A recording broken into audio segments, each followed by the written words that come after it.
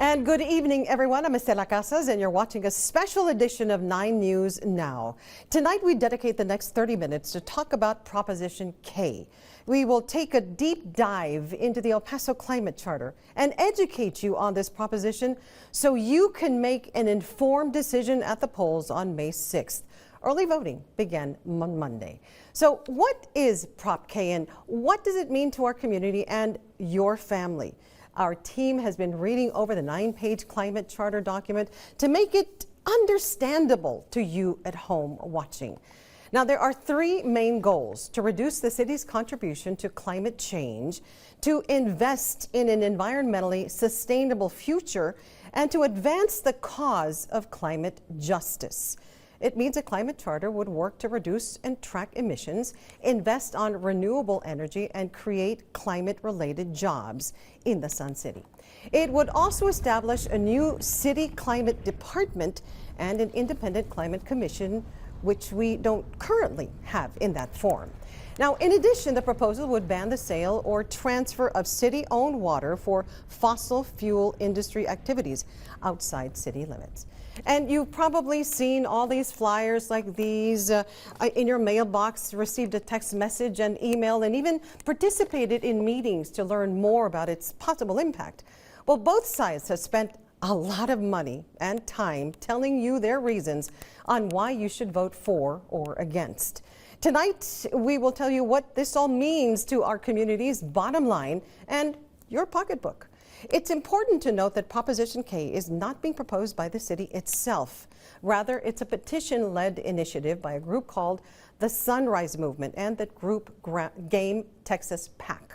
Now, we have several guests tonight: El Paso Chamber of Commerce CEO Andrea Hutchins, Dominic Chacon with Sunrise El Paso, and KTEP investigative reporter Aaron Montes. And thank you all for joining us to tackle this complex issue, of course. And we will also hear other voices for and against Prop K. And we begin with Aaron Montes. Thank you so much for being with us. So why should we care about Prop K? Good evening, Estela. Yes, Proposition K comes with a few mandates and goals for the city of El Paso.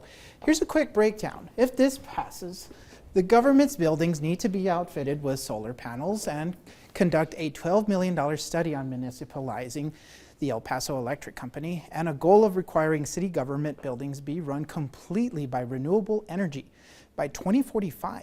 Here's a more detailed breakdown on Proposition K. Those cities throughout the country and state have adopted reduced emission policies and goals. El Paso has few to speak of. Proposition K would change that. It calls on the city to power all its facilities with clean renewable energy by 2045, implement energy efficiency plans for city facilities, prevent city-owned water from being used at fossil fuel-related industry outside the city limits, have city staff compile climate impact and emissions reports, develop an office dedicated to climate change, and install solar panels at city facilities. But that's not all. It mandates the city fund what's called a municipalization study on El Paso Electric, the only power utility in the region. That means transferring electric utility ownership from a private-owned corporation to public ownership. The idea is not unique. Various utilities have been publicly owned going back to the early 1900s. El Paso Electric has said it's not up for sale, and it is unknown what it will cost to municipalize the utility until a study is done. Total cost is projected at $154.9 million, or $4.1 million annually, to carry out Proposition K.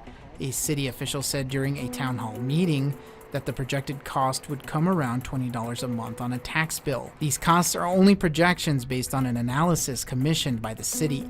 It could end up being less or more. The city did not estimate benefits of Proposition K. A presentation by the city also did not account for possible grant money from the federal government. If Proposition K passes on May 6th, there's a clause that states if one of the charter's policies is illegal, it can be stricken.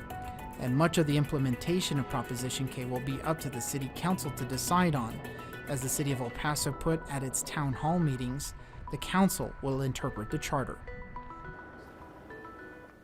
So Estela, to reiterate, if this passes, it'll be the City Council to interpret how to roll out these mandates. So Aaron, El Paso Electric has already started investing in solar energy. It's opened a huge solar farm up in Chaparral, but the city has made really no real investments. Well, this Proposition K is a lot more comprehensive than, some of the initiatives that the Resiliency Department here that the City of El Paso has. And, certainly this speaks to reverting to getting 100% renewable energy powering public facilities by 2045. And speaking of water availability for the private sector, how would Prop K affect any businesses from coming to El Paso who are looking into investing and coming to El Paso? How would that affect it?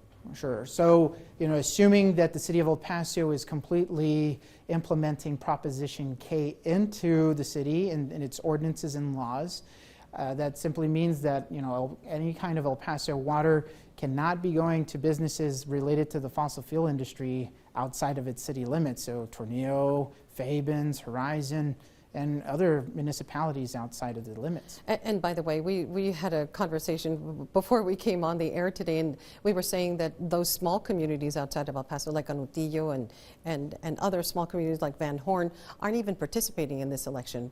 But anyway, so how would how would it impact the fossil fuel related jobs in the future? For example, the oil industry. Sure. So if if there's oil found outside and outside the city limits, either it's Tornillo, Canutillo, Fabens, no water would be coming from El Paso water. It would have to come from maybe one of the improvement districts that are out there that provide water to those communities, but it wouldn't be able to come through here. So obviously, the city of El Paso would have to be, considering giving its water to other kinds of industries. And then speaking of El Paso water, we just received an email saying that it would cost about $140 million to implement something like this. So there's a lot of issues that we are touching on today and a lot of questions that people have. So do you think, having done some of that research and being well read on this Prop K, do you think El Paso Electric could afford, the city could afford purchasing El Paso Electric? Sure. So I went ahead and did some research on other municipalities municipalizing other power utilities in different parts of the country. I've noticed though that if we were to do that, it would be one of the bigger ones in this country if we were to go ahead and municipalize El Paso Electric. But a lot of the time municipal bonds are used to make that purchase possible, but we won't really be able to know the cost and those estimates without having some kind of study to know the assets, how much of the grid becomes part of the cities if their franchise agreement was to end. So there are a lot of question marks without having further research on doing those things. And a lot of those questions cannot even be answered until people vote yes, and it becomes part of the city charter. Now, Aaron, how do you feel about Prop K? Well, I can't make any endorsements as a journalist, but what I would say is that we do need to pay attention to what scientists say about climate change in general.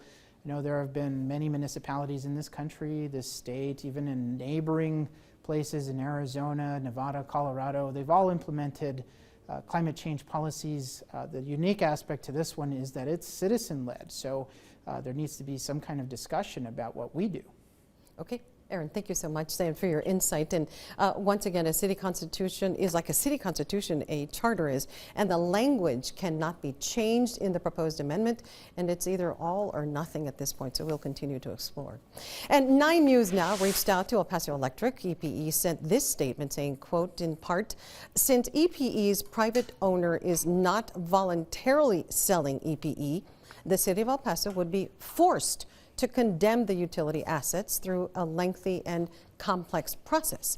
That would incur significant costs for both EPE and the city, which would be paid by the taxpayers. That would be you and me. Well, Sunrise El Paso and Ground Game Texas PAC are behind this push for a more sustainable future. Members are young, educated, and want to implement climate policy and actively stop the climate crisis. If El Pasoans vote yes, it would give the Sunrise movement a Green New Deal. Now, a Green New Deal addresses climate change and creates jobs to reduce economic inequality. Prop K got on the May 6th ballot after organizers with the El Paso Sunrise collected over 40,000 signatures that were affirmed in 2 separate campaigns. City Council members did not initially vote to put the petition on the ballot, and Prop K is one of 11 propositions. It's an ambitious project and sounds good on paper. Who doesn't want a cleaner community, right? With clean, renewable energy. But it has opponents, namely the El Paso Chamber, who spent a lot of money, almost $1 million, on a study to examine the impact the climate charter would have on our community. The study claims the climate charter would wipe out half of the city's jobs and cost billions of dollars to El Pasoans. Organizations are using words like financial calamity, chaos, and economic hardship if Prop K passes. All heavy phrases that are possibly making El Pasoans angry and some afraid. It's also forcing El Pasoans to become more engaged, which is fantastic, and involved in their future and the future of the borderland. There is also a lot of misinformation on social media and your mailbox, as we have already mentioned, right? And El Paso Chamber of Commerce Chief Executive Officer Andrea Hutchins joins us now, and we'll also hear from Dominic Chacon. He's also here. He's a communications coordinator from Sunrise El Paso. We'll hear from him in just a bit. So, Ms. Hutchins, thank you so much for coming in. Thank you for now, having the me. Chamber has been very vocal, asking voters to vote against Prop K. Why are you so concerned? Why should we be so concerned? Sure. So the very first day after I started, I was greeted by over 60 businesses in my office, and this was back in August, before the charter language officially made its way to the ballot, and they were concerned about some of the very specific language that's in the charter. You pointed out some of the components that prevent, water from being sold outside of the city limits, so on and so forth. But one of the bigger concerns that I do want to point out is in section 9.2E of the charter itself. It identifies as any organization or company that provides service to the fossil fuel industry is then themselves part of the fossil fuel industry. So that makes fossil fuels much bigger than just the typical actors that we would consider to be fossil fuel industries. That could be anybody from a plumber to a caterer, so on and so forth. So, we represent a lot of those businesses, and to your point earlier, a lot of them are going to be paying the bill for these type of things. And also, it does talk about cutting contracts with fossil fuel industries within 90 days as one of the sections in the charter. If the city is cutting existing contracts with fossil fuel industries, and the fossil fuel industry definition is so broad based on the charter, there are many businesses that could see their livelihoods cut. So that's how it affects you and me, Absolutely. just the average El Pasoan. How does it affect some of our largest employers like, the health care industry, the city, the schools? Sure. So thank you so much for asking. Each one of these is so incredibly nuanced. Many of our hospitals use gas to sterilize their equipment. You talked about the schools, and earlier we talked about the costs to the city being over $155 million to outfit their buildings. According to El Paso Water, it's going to cost $140 million for theirs. I know that the school district has not produced similar numbers, but one has to assume that the cost for them is going to be similar, if not greater, because they have a large number of facilities. So if you can see, just from these things, the costs start adding up very, very quickly. So at the end of the day, it's a taxpayer who will be paying for this. Absolutely. So what is a message that you want to deliver today to El Pasoans who are not very well informed about this and who don't own a business and who are just average El Pasoans? What would you say to them? Absolutely. So, the Chamber supported Proposition C back in November. Many folks showed up to the ballot in November and approved a $5 million bond to go out to create a lot of the things that the climate charter is also aiming to do. The city created a climate department already.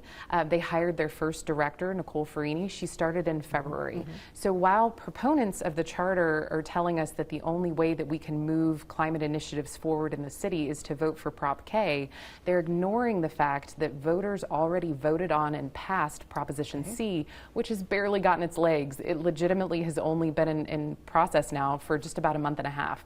According to the climate director for the city, their plan to have the city's climate action plan will be completed in less than 18 months. If Prop K were voted on in May, it would be starting from scratch and actually be 3 months behind what Proposition C has already done. Okay. Well, thank you so much for your insight and for sharing this information, the very vital information, because voters are going to go to the polls on May 6th. Early voting started already on Monday. Yes. So thank you so much for coming by. Thank you. And remember that you can take part in tonight's discussion. Submit your questions to us at the KTSM 9 News Facebook page, or you can send your questions to news@ktsm.com, and we will attempt to answer them later in this newscast. Andrea Hutchins will be here as well to answer some of your questions. Stay with us. We'll be back. Welcome back to this special edition of 9 News Now on Proposition K. I'm Estela Casas. El Paso's will be voting on the Climate Charter on May 6th. The El Paso Hispanic Chamber has launched a huge educational and informational campaign on how the Climate Charter would impact our community. CEO Cindy Ramos Davidson says it's all about timing and that now is not the time to rush on a climate charter. Well, you know, we polled our members and we asked our members from a business perspective, since that's who we represent. So our voices, our members, which are 1,200 in this community, 90% of the poll that we did to our members said that it is the right goal, but it is the wrong plan. And the bottom line is that business is very tasked at applying to lots of rules and regulations, trying to create talent to run and move their business forward, that they don't need another layer of regulations and rules without the assistance and the resources to implement them. And you can learn more about what the Hispanic Chamber of Commerce is doing to educate you on the Climate Charter. Now, it has made these packets available, and you can find them at www.ep.hcc.org. Here it is. There's a lot of information in there in English and Spanish and survey stats on Prop K. Now, Dominic joins us now. Chacon, this is an ambitious climate policy that, what you mean. You have a lot to say through Sunrise El Paso. Can you tell us how you think this could all be implemented? Yeah, well, we have thankfully lots of other examples to look to. We have very specific cities in Texas that have municipalized in their own city. They have climate departments, climate directors, and in fact, our neighbors right across the border in New Mexico have already passed a statewide climate policy very similar to this, with similar goals that El Paso Electric is already complying with. So while it may seem ambitious, it's really already doable and already feasible, we've seen. Why did you pick El Paso? Why was El Paso picked for such an ambitious project? Well, this is my home. I'm sure this is the home for many viewers. We have been at the forefront of a lot of environmental justice issues for a long time, from ASARCO to past fights against El Paso Electric in Montana Vista, in the Chamizal. But nothing of this magnitude, though. Absolutely, but this is us taking a proactive step so that we're no longer this sort of scapegoat or sort of sacrifice zone as it comes to our air quality and our water usage here in the region. Now, you mentioned municipalizing El Paso Electric. It's not the same. Municipalizing isn't the same as buying it for $8 billion. Exactly. Can you explain that? How does that work? For sure. I think the best example is how the city used their powers to advocate for a sports arena in Duranguito, right? They used a broad set of tools that they have available to lowball the value of people's properties, buy them out, other pressure tactics. We're simply referring to another set of tools that the city has to use against El Paso Electric through the franchise agreement, through the fees that they pay for water, and other things that they charge solar producers on their home fees to produce solar electricity for them. So there's a broad set of tools that the city can be using to properly assess. You know, we know that El Paso Electric claims that their company is worth $9 or $8 billion, but we have not yet seen any information to show the assets. And the city has powers, much like when you want to sell your home, they say like, oh, this is actually not a 3-bedroom, it's a 2-bedroom. It's not a 3 full baths, it's 2.5. There are tools that the city can be doing to properly assess and to check how feasible it is to municipalize. And municipalization also doesn't refer to the entire takeover of El Paso Electric. Some cities in Texas have municipalized 50% of the grid, some 25%, whichever sort of goals they have for their city. So the feasibility study is what the city should be conducting to really answer all those questions and determine those things. Before I let you go, we're going to ask some other questions. Before I let you go, before this break, everybody talks about money. Yes. $140 million from El Paso Water, $150 million from the city. What's the bill for El Paso Sunrise? Well, it's definitely, to us, more expensive to not do anything than to do something. We see what happens when there's a wildfire that destroys communities in New Mexico. We see floods, we see air quality in our own region, and we are already paying for that in so many ways. So we're asking El Pasoans to really bear out the costs in their mind. This is an investment. Nowhere in the charter is this asking for property taxes or taxpayers to bear the burden. We're asking for a climate department which would actually open us up to tap into a lot more federal dollars, such as stuff in the Inflation Reduction Act. EPA has lots of billions of dollars to retrofit our grid. So the idea that only taxpayers are going to bear this cost is just disingenuous. Okay. Dominic, thank you very much. We'll have more questions for you in just a little bit. But remember, you're watching 9 News Now, and tonight's topic is on Prop K. We'll be right back. And welcome back to this special edition of 9 News Now. Tonight's topic is Proposition K, or the El Paso Climate Charter, which is on the May 6th ballot. We presented different opinions and concerns. And what are you thinking at home? Here are some questions viewers want answered about Prop K. Our first viewer writes, if the El Paso electric service area reaches from southern New Mexico to Van Horn, then why does Proposition K only appear on the ballot for El Paso residents? I live in Horizon City. This is another one, so they're kind of related. And Prop K did not appear in my ballot. When I asked why, I was told that I was not the only one who pointed this out and that apparently it was only on the ballot for El Paso residents. Dominic Chacon, could you please answer that? Do you know? Absolutely, yeah. So this charter started from a local citizen group here in Sunrise, El Paso, and so we signed a citizen petition. So that is only going to affect the El Paso charter, not the county and not other counties outside of El Paso. Unfortunately, we are not that connected out to Van Horn or Horizon. We do have members who are in Clint and Montana Vista, but the citizen petition that got over 39 signatures was for the city of El Paso, and most of this charter only applies to the city retrofitting its buildings and things like that, so it did not include that jurisdiction, unfortunately. But it does affect all those other small communities. No, it doesn't. The climate charter only is asking for example, the water ban. I know you all mentioned earlier. It is not banning the water usage overnight, and it is only banning or not allowing new contracts to come as it pertains to fossil fuels used for energy production or electricity generation. So if you still get water in Van Horn, you're still going to get water in Van Horn. You're not going to be affected by that. But they kind of feel left out since they won't be able to vote. We'd love to start a climate charter in Van Horn if they're up for it. Okay. Now, another question, another viewer wants to know, will Prop K make the El Paso Electric Company be part of the Texas power grid? And Andre, can you answer that?